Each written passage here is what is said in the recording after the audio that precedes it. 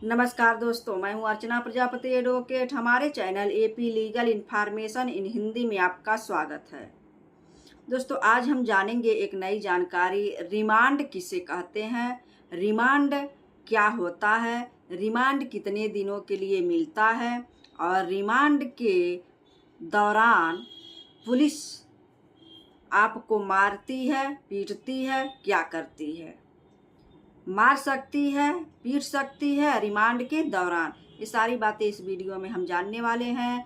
उम्मीद करती हूँ यह वीडियो बहुत ही लाभकर साबित होगा और जो भी आपके अंदर डिमांड को लेकर, रिमांड को लेकर जो भी कन्फ्यूजन है वह दूर होगा।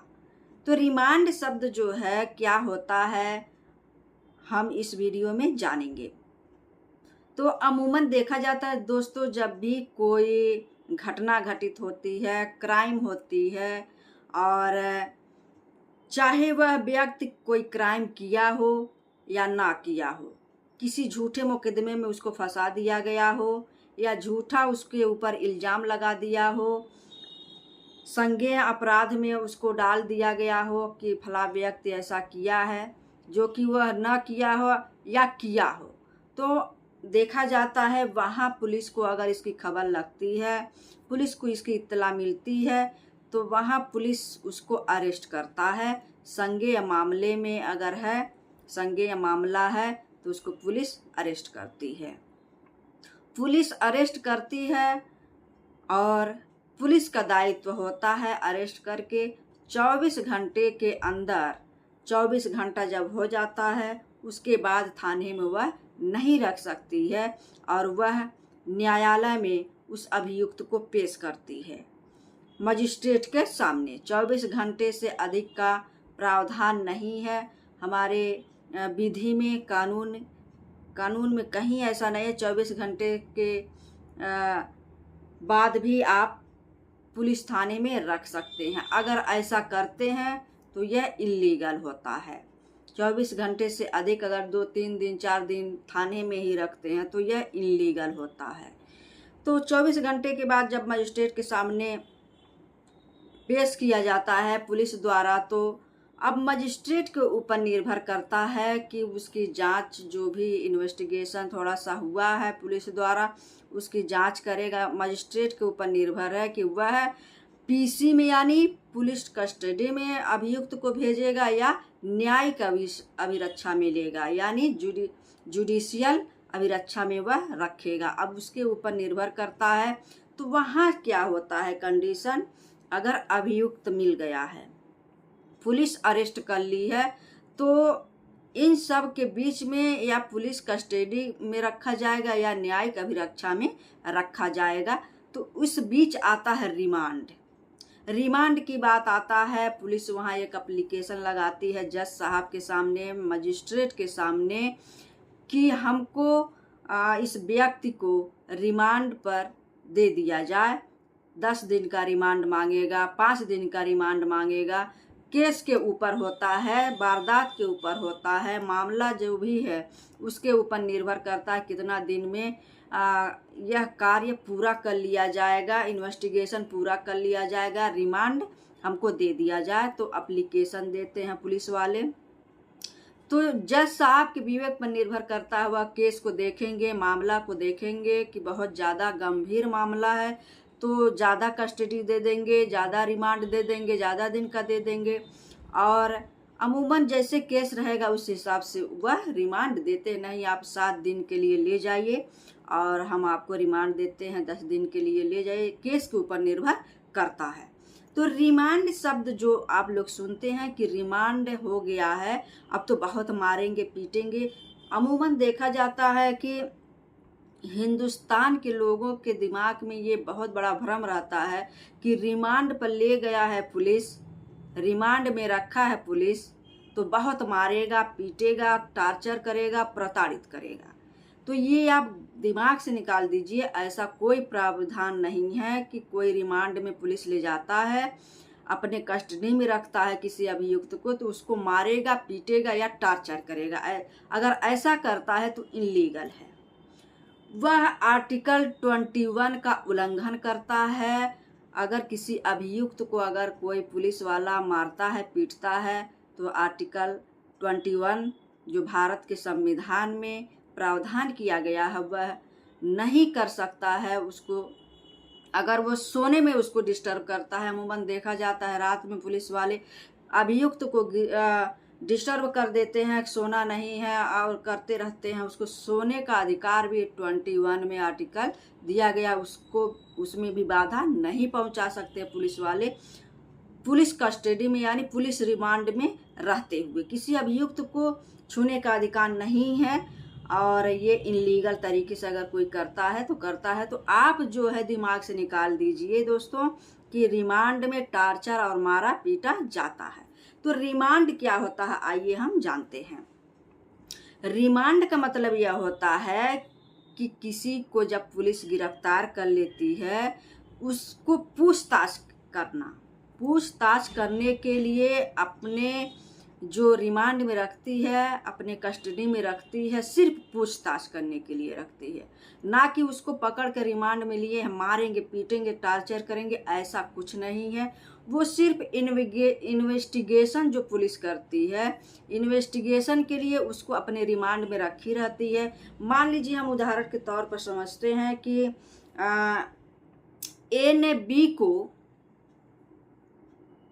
हत्या करने की साजिश से अपने दोस्तों को बुलाता है और बी का हत्या कर देता है, और उसके दोस्त जो हैं वहाँ खड़ा होकर देखते हैं कोई आ रहा है या नहीं आ रहा है, उसमें वह सहयोग कर देते हैं, उसके साथ ए के साथ मिलकर बी की हत्या लोग कर देते हैं।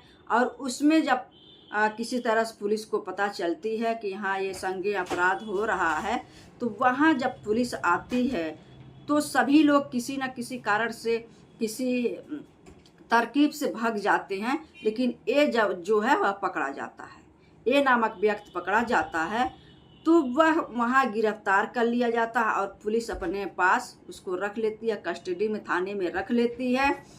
और अन्य लोग जो छूटे हुए हैं वो अभी नहीं पुलिस को पता है कौन कौन लोग उसके साथ शामिल थे, षड्यंत्र में कौन कौन लोग सामान्य आशय में शामिल हैं, वो अभी एक व्यक्ति को पकड़ के लाया है। उसके बाद से जब रिमांड की बात आती है तब वहाँ जज साहब से जब कहा जाता है सर हमको इन्वेस्टिगेशन करना है, हमको डाउट है, हमको 10 दिन का रिमांड दे दिया जाए, अभियुक्त को हम पकड़े हैं उससे पूछताछ करेंगे, और भी जो अभियुक्त इसके साथ थे कि नहीं थे, कैसे कैसे घटना घटी है, हम इससे पूछताछ करेंगे, इतना दिन का हमको मोहलत दे दिया जाए, हमको इसको रिमांड में दे दिया जाए पूछताछ करने के लिए, न कि मारने पीटने के लिए। तो यही होता है रिमांड। अगर किसी का रिमांड हुआ है तो वह पूछताछ करने के लिए उस केस से संबंधित, उस वारदात से संबंधित, इन्वेस्टिगेशन से संबंधित बात के लिए उसको कस्टडी में रखा जाता है, रिमांड में रखा जाता है कि उससे और भी क्लू और भी कोई बात सामने निकल कर आए, इसीलिए रिमांड में रखा जाता है। तो बहुत लोगों को गलत फहमी है कि रिमांड पर ले लिया गया है अब तो खूब मार खाएगा, पीटेगा, टार्चर होगा, इसीलिए रिमांड पर ले जा रहे हैं सब, इनको तो बहुत मारेंगे।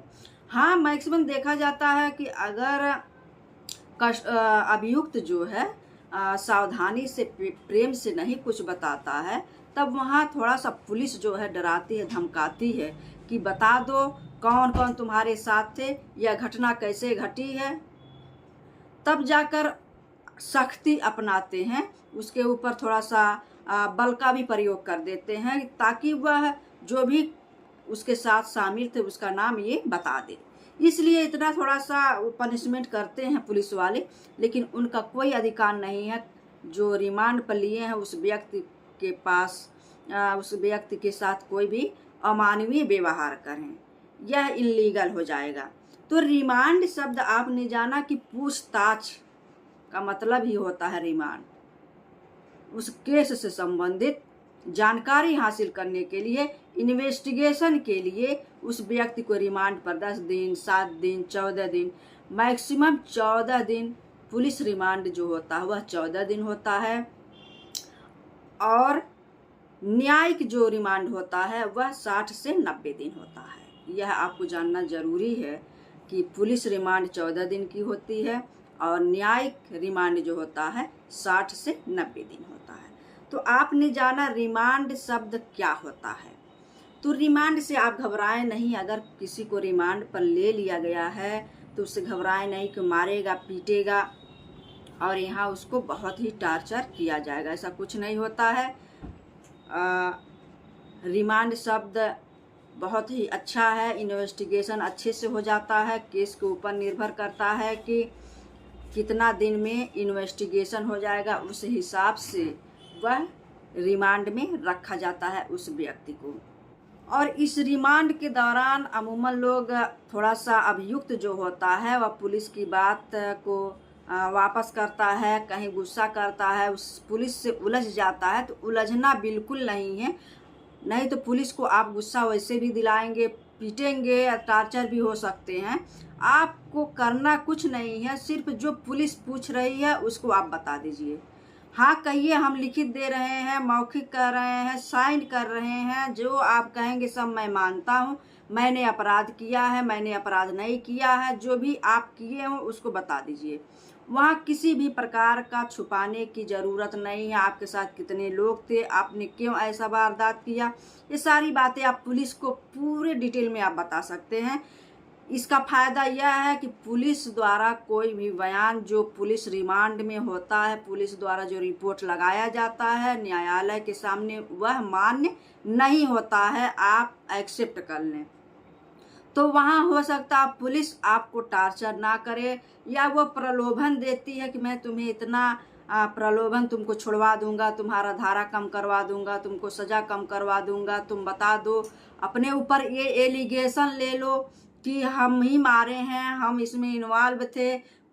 ये बहुत चल रहा है लेन देन का मामला कि पैसे देकर लोग पुलिस वालों को, या करप्शन तो चारों तरफ है, लेन देन करके कि उसको एक्सेप्ट करवा दिया जाए कि यही वारदात किया है, झूठे केस में उसको फंसा दिया जाए।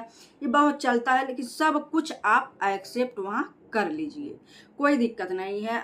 जब रिमांड पूरा हो जाएगा, पुलिस जो है आपको जज के सामने जब पेश करेगी, वहाँ रास्ते में अगर वो पुलिस लेके आपको आती है तो वहाँ वो पुलिस ये भी करेगी कि आपको कहेगी आप जो भी हम तुम्हारे साथ किए हैं, जो भी तुम्हारे साथ हुआ है, जो भी मारा पीटा गया है, कुछ भी तुम जज साहब को मत बताना, नहीं तो तुमको मैं इस धारा और बढ़ा दूंगा, तुमको और कर दूंगा, जज साहब तुमको क्या मतलब जेल डाल देंगे। बहुत मतलब वो डरा धमका के आपको ऐसा कहेगा।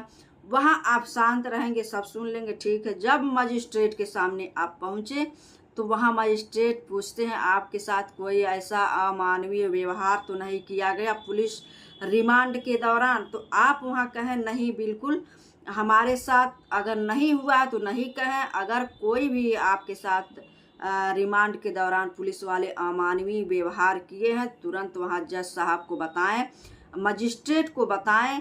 वहाँ क्या होगा, अगर मजिस्ट्रेट यह बात सुन लेते हैं और जितना भी स्टेटमेंट, जितना भी बहकावे में, धमकावे में और डरावे में आप आकर कबूल किए थे कि हमने मर्डर किया, हमने बलात्कार किया है, वहाँ जो है मजिस्ट्रेट के सामने सीधे आप मुकर जाइए कि हमने ऐसा कुछ नहीं किया है, क्योंकि पुलिस का वो जो भी आप उसके सामने स्टेटमेंट दिए रहेंगे वह मान्य न्यायालय में नहीं होता है। आप कहें कि हमको डराया गया था, धमकाया गया था, यह कहने के लिए मजबूर किया गया था, यह बात आप जरूर रखें। अगर आपके साथ ऐसा हुआ है तो वहाँ क्या होगा कि उस पुलिस वाले को सस्पेंड भी किया जा सकता है, उसकी नौकरी खतरे में भी पड़ जाएगी, क्योंकि वह पुलिस रिमांड में आपके साथ ऐसा अमानवीय व्यवहार किया गया था पुलिस द्वारा। तो ये था कि रिमांड क्या होता है। तो रिमांड से हमको उम्मीद है कि आपका भ्रम जो है, जो हिंदुस्तानियों में भरा हुआ है कि रिमांड में तो बहुत टार्चर, मारा पीटा सब कुछ जाता है, ऐसा कुछ नहीं होता है। अगर ऐसा होता है तो इलीगल होता है। उम्मीद है यह जानकारी बहुत ही आपको अच्छा लगा होगा। नेक्स्ट वीडियो का इंतज़ार करिए। जय हिंद, जय भारत।